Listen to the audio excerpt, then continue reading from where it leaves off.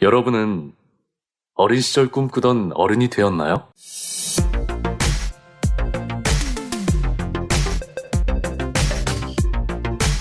우리 아이들의 꿈을 지키고 싶습니다.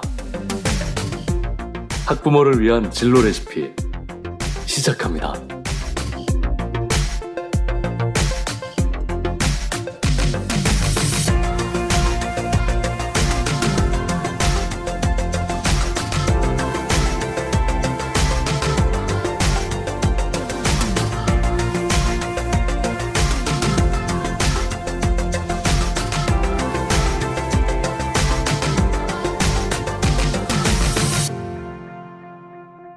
안녕하세요. 진로 레시피 김홍표입니다. 안녕하세요. 진로 전문가 이은주입니다. 선생님 반갑습니다. 네. 지난 방송에 우리 더위 이야기는 더 이상 안 했으면 좋겠다고 말했는데 네. 정말 거짓말처럼 며칠 사이에 가을이 돼버렸어요. 네, 맞아요. 저도 오늘 긴 옷을 입고 나왔는데요. 하루 만에 기온 차이가 7도가량 났다고 하더라고요. 정말 시원하죠. 네. 네. 이렇게 가을 바람이 솔솔 불어오면 마음이 차분해지기도 하고 한편으론 조금 들뜨기도 하고 그런 것 같습니다. 그렇죠. 이제 한 해의 네. 반을 훌쩍 넘겼기 때문일 것 같습니다. 또 한 살 먹습니다. 반갑습니다. 네. 이렇게 2016년도 가나하는 생각도 들고요. 근데 학부모님들과 학생들은 가을 바람과 함께 수능 시험 날이 다가오는 걸 체감하시고 맞습니다. 계실 것 같습니다. 네. 진로 레시피는 이런 분들을 위해 지난 시간에 이어 진학 특집을 이어가고 있습니다. 그동안 수시 전형의 이해와 학생부 종합 전형, 자기소개서와 면접 등을 알아봤는데요. 오늘 시간은 논술고사입니다. 두둥. 네. 어렵죠. 논술고사. 네. 네. 논술고사를 보는 대학이 사실 조금 줄고 있긴 한데요. 다행입니다. 네, 다행인가요? 다행입니다. 다행이 아닌 학생들도 분명히 있을 겁니다. 그렇죠. 네. 그래도 서울 인기 대학에서는 여전히 논술고사가 중요한 전형입니다. 그렇죠. 오늘은 지난 시간에요. 한국대학교육협의회 대익3단센터 권선미 선생님과 오늘 첫 출연해 주시는 문산고등학교 최승우 선생님을 모시고 논술고사에 대한 이야기를 한번 해볼까 합니다. 선생님 안녕하세요. 네, 안녕하세요. 네, 어서 오십시오. 네, 우리 권선미 선생님은 저번 시간에 소개를 해드렸고요. 오늘 첫 출연하시는 최승호 선생님에 대해서 잠깐 소개해드리도록 하겠습니다. 네. 네, EBS 입시 한라인 자기소개서 특강을 하셨고요. 네. TBS 기적의 TV 상담받고 대학 가자 자기소개서 특강. 그다음에 한겨레 신문 최승호 교사의 진로 진학 마중물 연지 중이시고요. 또 한겨레 신문 대입 설명회 대표 강사시고요. 대한교육협의회 대입 설명회 대표이시고요. EBS 입시 한라인 적성고사 특강을 하셨고요. EBSI 역전의 기회 2017 수시 적성고사 특강도 하셨습니다. 그리고 최근에는 최승우 쌤의 자기소개서 전략집까지 내셨습니다. 대단하십니다. 대단하십니다. 사실 다 안 읽었는데요. 네. 프로필이 이거에 한 2배는 되십니다. 그렇죠, 그렇죠. 너무 네. 많아서 제가 짧게만 거의 엑기스적인 진학 것만. 통이신 것 같습니다. 네, 선생님. 벌써 네. 인상에서 그런 기운이 느껴지십니다, 선생님. 네.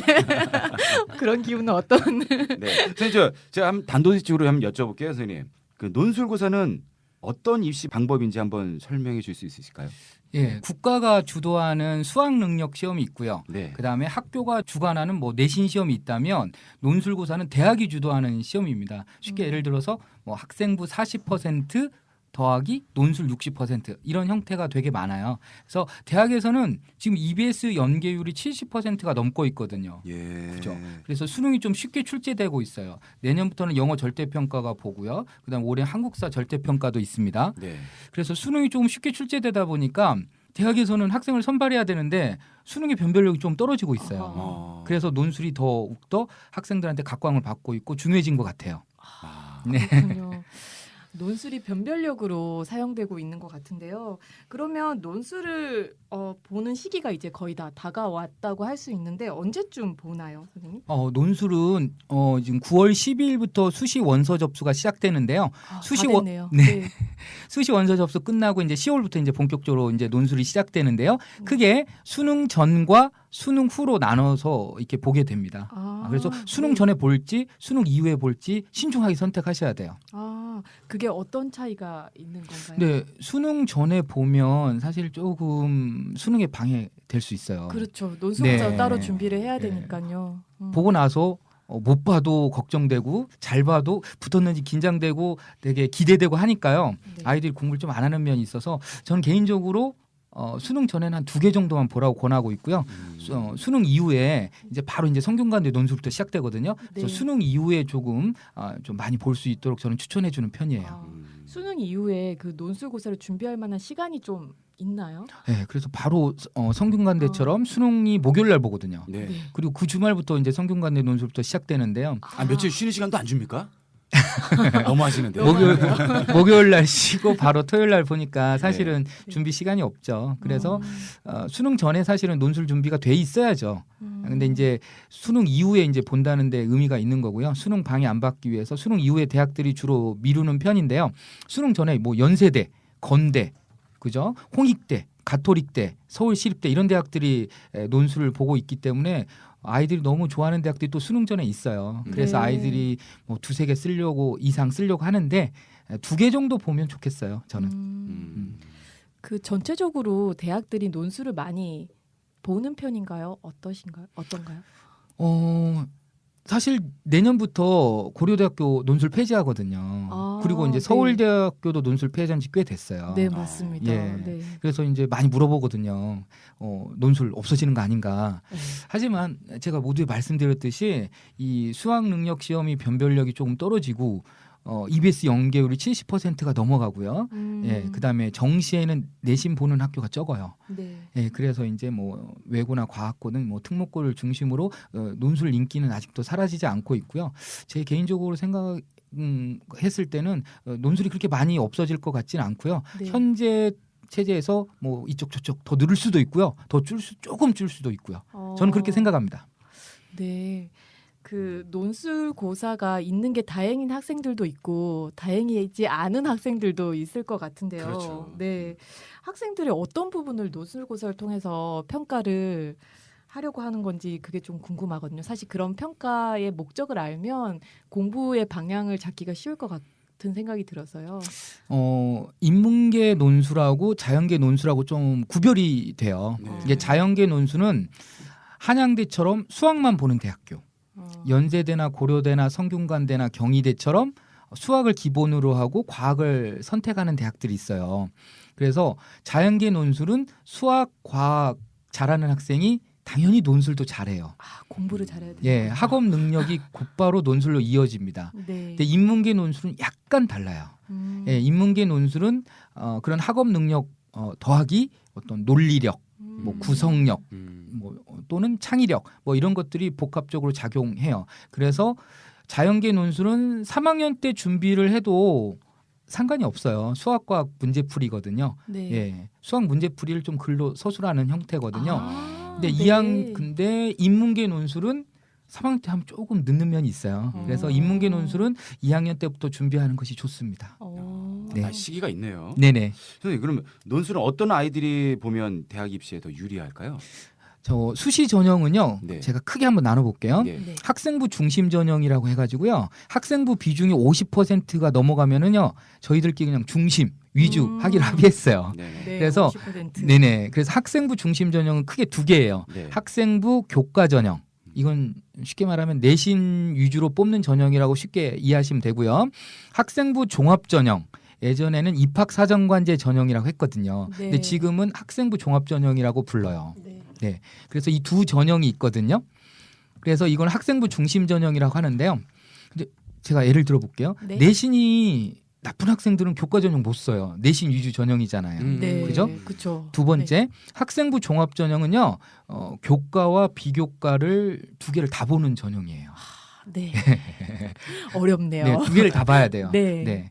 그래서 1학년 때부터 비교과 영역, 뭐 리더십, 네. 그다음에 뭐 봉사활동, 뭐 여러 가지 교내 활동들, 그다음에 교내 수당들도 좀 있어야 되고요. 네. 이런 활동들이 1학년 때부터 좀 체계적으로 전공 적합성이 되어 있지 않은 학생들은 좀 쉽지 않아요. 네. 그 중간에 제가 예를 들어 보면 네. 내신도 안 되고요. 네. 비교과를 1학년 때부터 안 한 학생들이 있다면 그 학생들 갈 전형은 논술 전형밖에 없는 거예요. 선택의 여지가 없네요. 예, 선택의 여지가 하나 있긴 해요. 네. 조금 이따 말할 적성 전형이 있긴 한데, 네, 그건 좀 이따 말씀해 주십시오. 근데 적성고사 전형은 대학이 그렇게 점수가 높은 대학은 아니기 때문에 아이들이 논술 전형 대학을 더 선호해요. 네. 네네. 그러면 내신은 조금 자신이 없지만 그 수능은 조금 자신이 있고 네. 그리고 그 서울권에 조금 인기 있는 학교에 가고 싶은 학생들을 네. 논술고사를 좀 준비하면 되는 건가요? 예. 그렇게 이제 말씀. 네, 네. 맞아요. 네. 이제 수능 최저학력 기준이라고요. 이제 네. 한양대나 건국대, 뭐 네. 서울 뭐 이런 대학들이 지금 수능 최저학력 기준을 보고 있지 않아요. 뭐 단국대, 뭐 항공대 이런 대학들이요. 네. 네. 그 광운대 뭐 이런 대학도 있고요. 그래서 수능 최저학력 기준을 보고 있진 않지만 대부분의 대학들이 수능을 보고 있어요. 네. 네, 그래서 내신은 조금 부족하지만 네. 모의고사가 잘 나온다면 논술 전형이 아주 좋은 대안이죠. 근데 그러면 수능 최저학력 기준 없는 대학 지원하면 되지 않겠냐 이렇게 생각하는데 수능 최저학력 기준이 없다면 당연히 경쟁률도 높아질 더 수밖에 높아질 수밖에 없는. 네, 그런 약점이 있어요. 선생님 네. 최저학력을 모르는 분들도 계실 것 같은데 네. 조금 설명해 주실 수 있나요? 네. 최저학력 기준은 두 개로 나뉘어요. 네. 내신 성적을 최저학력 기준으로 나누는 이렇게 네. 변별력을 두 개서 두는 대학도 있고요. 하지만 대부분의 대학들이 수능을 최저학력 기준으로 두는 거예요. 그러니까 논술로만 뽑기에는 조금 불안한 거죠. 그러니까 논술 플러스 수능 성적을 가지고 변별하려고 하는 거죠. 그래서 대부분 논술 보는 대학들이 수능 최저학력 기준을 뭐 2등급 2개, 뭐 2등급 3개 이런 식으로 두고 있어요. 아 그러면 과에 따라서 그 과목에 따라서 등급을 나누는 건가요? 아니 대학마다 이렇게 인문계와 자연계 따로 이렇게 등급을 나눠요. 그러니까 예를 들어서 뭐 고려대다. 네. 고려대는 뭐 2등급 3개, 인문계는 자연계 2등급 2개 이런 식으로 인문계와 자연계가 수능 최저학력 기준이 다르죠. 그러니까 자연계가 더 수월해요. 자연계 저 취업도 잘 되는데 수능 최저학력 기준도 더 낮아요. 그러니까 자연계들이 더 좋은 것 같아요. 그럼 인문계 학생들은 네. 불리한 건가요? 네, 인문계 애들이 수능 최저학력 기준이 높은 편이죠. 자연계 애들보다. 예. 근데 인문계들 취업도 안 되는데 수능 최저학력 기준도 너무 높죠, 그죠? 논술도 자연계가 더 쉽다는 말씀을 앞에다 하셨는데 네. 그 말도 같이 통하는 건가요? 근데 자연계는 이제 수학과학을 잘하는 학생들이 이제 지원해야겠죠. 그러니까 수학을 잘하는데 과학을 못 한다면 과학 보는 대학 보면 안 되겠죠. 그냥 예를 들어 수학만 보는 한양대 봐야겠죠. 홍익대나. 근데 수학도 잘하고 과학도 어느 정도 한다면 네. 이게 이제 분산이 되잖아요. 그래서 이제 수학과학을 잘 본다 뭐 연대나 경희대나 고려대, 성대 이런 데 봐야겠죠. 그래서 네. 수학과학 공부를 열심히 해야 돼요. 자연계 학생들은. 그래야 네. 논술도 맞습니다. 합격할 수 있습니다. 네. 인문계 학생들은 조금 독서력이 좌우합니다. 네, 그래서 독서 많이 하고 네, 특히 네. 사회탐구 잘하는 학생들, 그 다음에 국어 성적 좋은 애들 이런 학생들이 유리하고요. 네. 그 다음에 수학 성적을 좀 이렇게 수학 문제를 반영하는 대학도 있거든요. 뭐 한양대 인문계에서도요. 네, 뭐 한양대 상경계열이나 중대 경영학과나 뭐 그렇네요. 이런데 고려대학교나 이런 대학은 수학적 능력도 조금 봐요. 수학 문제를 보기 때문에 인문계 논술은 수학 안 봐도 된다 이건 아니에요. 선생님 제가 들으면서 잘 몰라서 그러는 건데요. 그 논술은 그럼 과목이 몇 과목이나 되는 건가요? 시험 보는 과목이? 그러니까 수능 같이 이렇게 뭐 언어 탐구나 수리 영역 이렇게 나눠져 있는 게 아니고 과목별로 수험을 보는 겁니다. 학교마다? 그러니까 자연계 논술은 좀 명쾌한 것 같아요. 네. 자연계 논술은 수학만 보는 대학, 그다음에 과학하고 수학을 같이 보는 대학 네. 이렇게 두 개가 있는데 인문계 논술은 그냥 모든 과목에서 다 출제돼요. 국어도 나오고요. 네. 뭐 이화여대 인문계원은 영어도 나오고요. 네. 경희대에서도 영어 나오는 나오고요. 그다음에 수학도 아까 제가 고려대나 중앙대 경영이나 이런 데는 수학도 나오고요. 그래서 그다음에 지리도 나오고요. 윤리도 아이고. 나오고요. 사회문화도 나오고요. 법과 정치도 나오고요. 이게 다양하게 출제되기 때문에 아까 제가 말씀드렸죠. 자연계 논술은 3학년 때 좀 해도 상관없는데 인문계 논술은 범위가 너무 많아요. 미리 해놔야 돼요. 네. 네. 고등학교에서 배운 네. 국어나 사회 계열 전체 과학 계열 전체 통합적인 형태로 출제된다고 보시면 될 것 같아요. 인문계 형태는요. 제가 지금 그래서, 이야기를 들어보니까 논술이 글을 좀 쓰면 지원할 수 있는 고사인가라고 생각을 했는데 그게 아니라 공부를 열심히 한 학생들이 독서력도 좋아야 되는 그런 것 같다는 생각이 드네요. 어떻게 보면 인문계 학생들한테 수능 2탄이네요, 그죠? 수능보다는 좀 더 창의력도 요구하기 때문에 네. 그 인문계 논술은 자연계 논술하고 좀 구별되는 것 같습니다. 그렇다면 이런 논술고사는 도대체 어떻게 준비를 해야 하나요? 정말 예. 공부를 열심히 하면 되는 건지 말씀하신 것처럼. 네. 네. 지금 재작년부터요. 학생들한테 매우 유리해졌어요. 네. 교과서와 EBS에서 제시문을 내고 있어요. 예전에는 네. 대학교 교재 뭐 어려운 책들에서 많이 나왔는데 네. 지금은 교과서와 EBS에서 출제되기 때문에 아이들이 되게 친근한 제시문이 나오는 거예요. 그래서 학생들한테 매우 유리해졌고 네. 선행학습 영향평가가 실시돼 가지고요. 네. 그래서 그 시험 문제, 논술 문제를 출제하고 나서 그 다음에 2월 달까지 뭐 채점 기준, 그 다음에 뭐 정답, 뭐 이런 것들, 그 다음에 출제 과정 같은 거를 전부 다 공개하게 돼 있어요. 그래서 그게 네. 선행학습을 넘어서면 안 돼요. 예. 그래서 학생들이 예전에는 이 정답이 뭐지? 이거 어떻게 출제했는지 궁금하거든요. 네. 그럼 공개를 잘 안 했는데 지금은 모든 논술 출제 대학이 공개를 하고 있기 때문에 네. 학생들이나 또 논술을 지도하는 교사들의 접근성이 매우 높아졌어요. 네, 그럼 학교들마다 어떤 그 패턴이 있겠네요. 그러면. 그렇죠. 예. 뭐 당연히 EBS하고 교과서에서 나오긴 하지만 대학마다 조금 네. 출제 경향은 약간씩 달라요. 음. 예, 중앙대만의 좀 특징이 있고 숙명여대만의 특징이 있고요. 예를 들어 뭐 경희대나 성균관대 관대 같은 경우는 뭐 통계적 지식, 뭐 통계표나 이런 거 뭐 그림 같은 게 나오는데 또 숙명여대 같은 경우는 되게 철학적인 인문 논술이 많이 나오고요. 네. 그 대학교 교수님들에 따라서 좀 차이가 있기 때문에 네. 꼭 기출 문제, 네. 그 다음에 그해 꼭 모의 논술을 봐요. 네네. 시험 전에. 네네. 그래서 모의 논술하고 전년도 기출 문제를 꼭 풀어봐야 됩니다. 그 대학에 일정한 패턴이 있어요. 어떻게 보면 그 저희 때처럼 뭐 그러니까 그때 성적에 맞춰서 대학을 고르는 게 아니라 이제 오래 전부터 네. 내가 가고 싶은 학교 과를 정해서 맞춰서 공부하는 게 학생들이 훨씬 유리할 것 같습니다. 예를 들어서 네. 성균관대학교 논술을 준비한다. 네. 그럼 미리미리 준비한 애들이 훨씬 더 붙을 확률이 높아요. 음. 그러니까 대학도 그걸 원하는 거예요. 우리 성균관대를 들어오고 싶으면 네. 논술 문제 다 공개했거든요. 네. 어떻게 출제한다고 패턴. 답은 공개 안 해주죠. 답도 나와요. 그러니까, 그래서 성균관대 같은 경우를 들어가고 싶다. 네. 그러면 성균관대 논술 문제 패턴 변하지 않았거든요. 음. 그래서 올해 이제 뭐 내문항에서 인문계 논술이 세문항으로 줄긴 했는데 뭐 그런 아주 미세한 것만 이제 변하지 큰 패턴은 변하지 않기 때문에 입학처 홈페이지를 통해서 기출 문제를 꼭 풀어 보셔야 돼요. 결국 대학들도 자기 대학에 얼마나 들어오고 싶어 하는지를 많이 보는 게 논술고사에 많이 반영이 되고 있는 게 아닌가 이런 생각이 드네요. 네. 네. 선생님 그러면 그 최저 학력 기준이라 아까 좀 말씀드린 것 같아요. 최저 학력 기준이 뭐죠, 선생님? 예, 최저 학력 기준은 네. 그러니까 논술 성적 그다음에 그 논술 고사가 있으면 논술도 보고요. 예를 들어서 보통 논술 보는 대학이 논술 60% 학생부 40 이렇게 합산해서 뽑거든요. 그럼 학생부가 들어가잖아요. 근데 이제 대학들 입장에서는 이제 논술고사에서는 논술을 잘 보는 애들을 선호해요. 그래서 내신은 조금 약화시켜놨어요. 예를 들어 고려대 같은 경우는 내신 5등급까지는 거의 내신이 의미가 없어요. 아하. 거의 네. 0.2점, 0.4점 뭐 이런 식으로 네. 이렇게 등급 간 차이를 뒀기 때문에 네. 5등급 맞은 학생이나 1등급 맞은 학생이나 큰 차이가 없어요. 사실 그 학교에서 1등급과 5등급의 차이는 어마무시하거든요. 근데 네. 논술고사에서는 그걸 뛰어넘을 수 있다는 말씀이시네요. 예, 그렇죠. 고려대 어. 내신 이렇게 등급을 살펴보니까요. 1등급 맞은 학생은 18점이에요. 네. 근데 2등급 맞은 학생은 17.8점, 0.2점 0.2점, 차. 3등급 맞은 학생은 17.6점, 0.2점씩 깎이고요.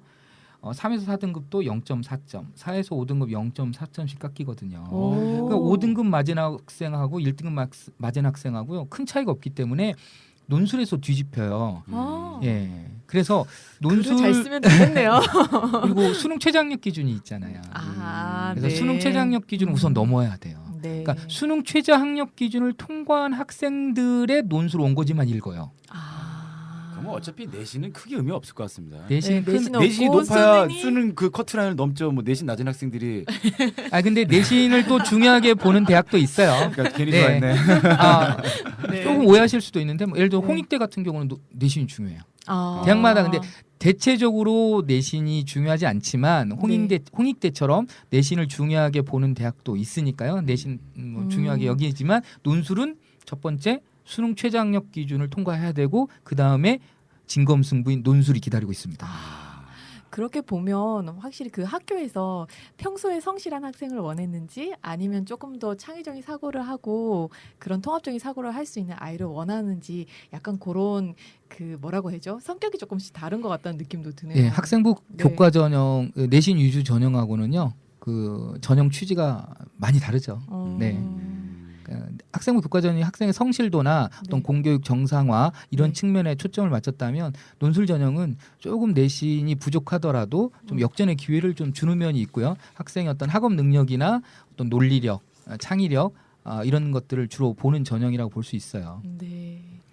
지금 이제 논술에 대해서 얘기를 듣고 있는데요. 이제 권선미 선생님께서는 이런 상담센터에 계시면서 이런 그 논술에 관련한 질문들을 되게 많이 받으실 것 같아요. 그 논술 쪽에서 좀 많이 들어오는 질문 사례들이 있나요? 아, 네. 아까 말씀하셨지만 수능 이후에 논술고사가 대부분 대학들이 실시가 되고 수능 이전에도 물론 치러지는 대학도 있어요. 예. 근데 올해 같은 경우에는 11월 17일에 수능을 보고 이제 19일부터 논술고사가 거의 대부분 대학이 이제 주말을 활용해서 논술고사가 있게 되거든요. 토요일, 일요일. 그러면서 쭉 11월 달에 이제 논술고사가 진행이 되고 수능 성적 발표는 12월 27일이에요. 네. 그럼 그 사이에 이제 수시를 지원해서 논술을 보게 되는 학생들 경우에는 이제 수능을 시험을 보고 가채점을 하게 되잖아요. 네. 그래서 본인이 생각보다 수능 성적이 좀 잘 나왔다라고 아하. 네. 생각이 되는 학생들이 이제 전화를 합니다. 네, 논술. 논술 시험 보러 가야 되나요?라고 물어보는 전화를 저희한테 의외로 많이 해주세요. 네. 이제 그 아이고. 이유는 네. 수시에서 합격을 하면 정시 지원이 불가하잖아요. 네. 지난번에 말씀드렸던 것처럼 근데 이제 정시에서 수능 본인이 생각한 성적보다 수능이 좀 잘 나왔을 때는 정시에도 지원을 해볼 만하거든요. 수시에 지원했던 논술 지원했던 대학보다 좀 더 상향으로 네. 갈 수 있는 여건이 된다고 생각을 하기 때문에 학생들이 시험을 보러 가야 되나요? 가지 말아야 되나요? 이런 질문을 어. 의외로 많이 주시는데 그거는 학생의 선택의 몫인 것 같아요. 일단 저희는 네. 어쨌든 성실하게 보라고는 보세요라고 네. 또 말씀드릴 수 없는 것이 그 학생이 정말 잘 봤을 경우에는 정시 기회를 잃을 수도 있기 때문에 잘 생각해 보시고 본인이 판단을 하시라 부모님과 선생님과 상담해 보시고 결정하셔야 됩니다라고 말씀을 드리는데 네. 의외로 그런 상담 전화가 많이 와서 많이 올 때는 안 봐야 되는 거 아닐까요, 상식적으로? 왜냐면 나만 잘 본 게 아니라 따라서는 다 잘 보니까. 저 근데 또 저희가 전화하는 거. 저희가 근데 또 나만 잘 본 것 그렇군요. 같으니까. 잘 들으십시오. 그런 전화가 많이 예, 오는데요라고 저희가 또 말씀드리기도 네, 저 말씀 들으면은 네. 꼭 잘 고려해 보시기 바랍니다. 네, 잘 판단하셔서 음. 결정하셨으면 하는 바람입니다. 네. 혹시 그 논술고사를 준비할 때 유의할 점이나 좀 놓치거나 실수를 많이 하는 점 그런 점들이 있으면 자연계 논술부터 좀 말씀을 드리면 이제 학생들이 자연계 논술 그러면 뭐 논술 뭔가 다른 게 있다 이렇게 생각하시는데요. 자연계 논술을 준비하는 학생들은 학교 공부에 충실하시면 돼요. 수학 공부 열심히 하시고요. 과학 공부 열심히 하시면 됩니다. 과학 같은 경우는 본인이 선택할 수가 있어요. 생명과학이든 뭐 화학이든 물리든. 그래서 하지만 이제 수능 공부를 하면서 논술 준비를 자연계 논술을 준비한다면 기출 문제를 꼭 풀어봐야 돼요. 모의 논술하고요. 그래서 시간을 재고 꼭 풀어보는 연습, 시간을 재고 실제 모의 논술이나 기출 문제를 풀어보는 연습이 매우 중요하고요. 그다음에 인문계 논술에서 좀 주의할 점은요. 아까 좀 전에 좀 나왔죠. 수능 전에 너무 많이 보면 안 돼요. 수능에 방해된다는 점 좀 전에 말씀드렸고요. 네. 인문계 논술은 좀 2학년 때부터 준비해야 된다는 점도 말씀드렸고요. 그다음에 인문계 논술이 제시문이 EBS와 교과서에서 출제됐다. 네. 하지만 이제 EBS에서 나오고 교과서에서 나오니까 친근하긴 하지만 사실 교과서가 제일 어려워요. 사실은 너무 방심하지 그 마시고요. 네. 교과서만 봤. 예, 약간 착시 효과일 수도 있어요. 네. 수업 시간에 본 거라고 다 맞히는 건 아니거든요. 그렇죠. 네. 절대 공감합니다, 선생님. 예. 네. 똑같이 배웠지만 틀릴 수도 있고요. 예, 그래서 인문계 논술도 많이 써보고요. 2학년 때는 이렇게 주제별 논술.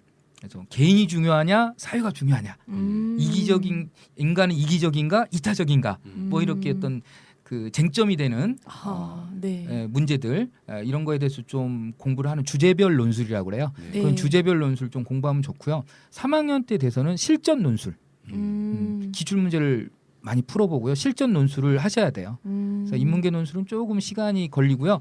그 다음에 수능 최저학력 기준 없는 대학 보는 거는 조금 경쟁률이 높다는 거 말씀드리고요. 네. 마지막으로 논술에서 가장 주의해야 될 점은 네. 논술이 되게 매력적이잖아요. 한양대학교 수능 네. 최저가 없습니다. 없어요. 예. 어. 건국대학교 수능 최저 학력 기준은 없어요. 어. 네. 이게 아이들이 되게 매력적으로 느끼는데 경쟁률이 장난이 아닙니다. 아. 어느 작년에 정도인가요? 한양대 네. 70대1이 넘었습니다. 아이고. 네. 들어갈 수 없는 네. 경쟁률인데요. 거의 음. 올림픽 정신 갖고 네. 참여하는 데를 도와드릴지도 모르는 이런 어. 경쟁률이에요. 그래서 경쟁률이 매우 높다는 거를 꼭 음. 참고하시기 바랍니다. 네. 음. 이것저것 다 짜져서 교집합을 만들어야 되는 그런 상황일 것 같아요. 네. 저 같은 경우는 아까 상담 사례 말씀드렸던 거에 뭐 추가적으로 말씀을 드리자면 예. 예, 학생들이 6월 이제 9월 모의고사 본 후에 성적을 조금 어느 정도 본인 성적을 파악하시고 수능 성적 보기 전에 어쨌든 모의고사로 본인 수준을 확인하신 다음에 대학을 선정하실 때 상향이나 적정 정도로 선택을 하셔야 될 것 같아요. 좀 신중하게 원서 접수하실 때도 고려를 하셔야지 네. 나중에 뭐 논술을 보러 가야 되나요? 가지 말아야 되나요? 이런 문의나 고민은 하지 않으셨으면 하는 바람입니다. 아 그러면 이걸 조금 더 구체적으로는 어떻게 지원을 해야 되는지 좀 말씀해 주시겠어요? 국가에서 주도하는 시험이 대학 수학 능력 시험이거든요. 네. 그래서 한국교육과정평가원에서 6월달, 9월달 모의평가를 봅니다. 두 번. 네. 그리고 11월 셋째 주 목요일 날 수능을 보게 돼 있거든요. 그럼 6월, 9월 달은 N수생이라고 하죠. 재수생. 쉽게 말하면 재수생들이 시험을 봐요. 근데 이제 6월, 9월 달에 이 재수생들이 다 보지 않아요. 보통 재수생이 작년 기준 한 13만 명 정도 되거든요. 네. 그러면 9월 달에 맞은 성적보다 수능에서는 당연히 성적이 떨어질 수밖에 없어요. 대부분의 학생들은. 다는 아니지만. 그래서 수시 지원을 할 때 자기가 정시에 이 대학이 가능한지를 뭐 명확하게 정확하게 아주 냉정하게 판단을 하셔야 됩니다. 대부분 9월 성적보다 조금이라도 좀 떨어지게 돼 있고요. 그래서 선생님들도 대부분 이렇게 하향 지원을 시키지는 않거든요. 예를 들어서 고려대를 논술로 지망하는 학생이 있다면 인문계요. 세계 영역 2등급 이상을 맞아야 되거든요. 수능 최저학력 기준이. 근데 예를 들어서 3 이렇게 나오는 학생이 있다면 고려대는 매우 높은 상향 지원이 되는 거예요. 수능 최저학력 기준은 지금 충족하는 거니까 이런 건 아. 상향 지원이 되는 거고요. 네. 근데 3 이렇게 나오는 학생이 이 동국대 정도 쓰면 적정한 거예요. 근데 이제 더 낮추면 이제 하향 지원이 되는데요. 근데 이 학생이 정말 정시에 재수생 13만 명을 다 이겨내고 꿋꿋하게 아하. 이길 수도 있어요. 네. 그러면 수시에 예를 들어서 A 대학교를 적정으로 썼는데 합격해버리면 이거 저희가 수시 납치라고 그래요. 납치당하는 거예요. 낚였구나. 예. 낚였습니다. 근데 많지 않아요. 이런 학생들은. 굉장히 운이 좋은 학생들. 매우 적기 때문에 특별히 이런 걱정은 안 하셔도 되고요. 네. 논술 쓰는 학생들이 대부분 이 논술 쓰는 대학들이 상향이에요. 그래서 수시 납치될 일은 거의 없어요. 네. 예, 다행입니다. 너무 아이고, 걱정하지 네. 마시고요. 다행입니다. 그다음에 자기 그 모의고사 9월달 특히 9월 대수능 모의평가를 아주 냉정하게 판단을 하시고 수학 능력 대학 실제 수능 시험에서는 조금 떨어지는 것까지 감안하셔서 수시에 지원하시는 것이 좋아요. 네, 알겠습니다. 아주 명쾌하게 설명해 주셔가지고 네. 아, 굉장히 정말 귀에 복잡한 쏙쏙 들어옵니다. 복잡한 알고리즘을 풀고 있는 느낌입니다, 사실은. 예, 선생님 진짜 굉장히 많은 말씀을 많이 들었거든요. 근데 이게 한번 딱 들어서 정리가 잘 안 되는 것 같아요. 좀 짧게 요약을 해주시면 뭐 이렇게 출제되고 어떻게 준비하고 틀린 데가 뭐다 뭐 짧게 해주실 수 있을까요? 예. 네. 우선 논술 준비를 해야 될 때 첫 번째 조건은 뭐냐면 내신이 아니에요. 첫 번째 조건은 수능이에요. 수능이다. 수능 네. 예를 들어서 고려대를 쓰고 싶다. 세계형 2등급이 나올 수 있는지 없는지를 판별하셔야지 내신이 몇 등급이다 이게 판별 기준 아니에요. 첫 번째 내가 논술 준비해야 될 때 기준은 내가 이걸 준비해야 될까 도전해야 될까 이 첫 번째 조건은 대학 수학 능력 시험이에요. 네. 자기 모의고사를 정확하게. 모의고사를 정확히 냉정하게 네. 아셔야 돼요. 세계 네. 2등급이 나올 수 있는지. 네. 올해부터는 또 한국사를 보거든요. 음. 한국사 절대평가가 실시돼서 네. 고려대 같은 경우는 한국사가 인문계가 3등급, 자연계가 4등급이거든요. 그러니까 한국사 같은 경우도 지금쯤 한 번은 정리해 줄 필요가 있죠. 네. 두 번째 기준은 논술 실력입니다. 네. 수능 최장력 기준이 통과하면 논술보는 좀 중하위권 대학은 수능 최장력 기준으로 상당히 많은 이 합격자 결정이 되지만 네. 서울 중위권 뭐 동국대나 경희대 이상으로 중상위권을 가면 갈수록 논술로 변별이 되는 거예요. 그러니까 연세대 고려대 합격하고 싶으면 기본적으로 수능 최저학력 기준은 나온다는 전제하에 논술 실력으로 진검승부가 되는 거예요. 네. 그래서 논술 실력 준비가 아주 필요한 거고요. 제가 말씀드렸듯이 그 인문계는 좀 2학년 때부터 미리미리 준비해서 2학년 때는 주제별 논술, 3학년 때는 실전 논술. 오늘 3번 강조하셨습니다. 예, 유형별 네. 논술입니다. 3학년 이제 이해했습니다. 네. 네, 2학년 때는 주제별 논술, 네. 3학년 때는 유형별 논술. 네. 그다음에 자연계 학생들은 수학과 공부 열심히 하자. 네. 예, 그리고 기출 문제와 모의 논술.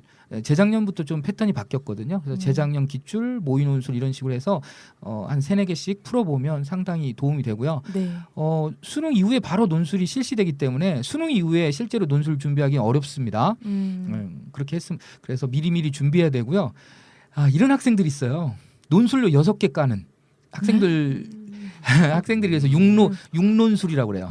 그래서 육론이 나르샤 뭐 이렇게 농담을 하는데요. 네. 육룡이 나르샤를 패러디해갖고 육론이 나르샤 그러는데 논술 6개 쓰는 건 좀 위험합니다. 아. 네, 그래서 논술 한 4개 쓰고 학생부 교과정 한 2개 정도 쓰는 게 좋고요. 네. 논술을 쓸 때 수능 전에는 한 2개 이하 그다음에 수능 이후에 좀 집중적으로 쓰면 네. 좋을 것 같아요. 수능 이후에 아이들 할 일 없거든요. 그러니까 수능 이후에 보면 그 뭐 별 문제 없잖아요. 수능 대박 나면 논술 보러 안 가면 돼요. 9월 12일 날 성균관대 그 논술 접수를 했는데 점수가 서울대 점수가 나왔어요. 그럼 네. 논술 보러 안 가면 됩니다. 네. 쉽네요. 예. 네, 쉽네요. 네, 그런 쉽네요. 고민 아까 네. 지금 저희들이 고민했던 문제 전혀 문제가 안 돼요.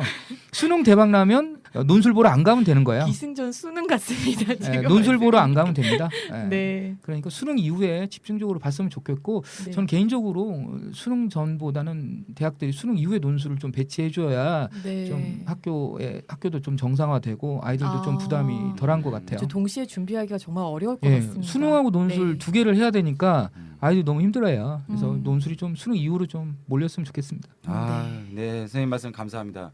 이 입시 준비를 하면서 논술도 준비해야 되나 부담스러웠던 학부모님들 아마 많으셨을 것 같습니다. 하지만 오늘 방송을 들으시면서 입학 유형 중 하나로 어떤 부분에서 전략적 선택이 가능한 파트가 아닌가 하는 생각이 또 들었습니다. 다음 방송 진로 레시피도 진학 특집으로 이어집니다. 최승욱, 권선미 선생님을 모시고 적성고사에 대해 이야기 나눠보도록 하겠습니다. 선생님 오늘 말씀 감사합니다. 감사합니다.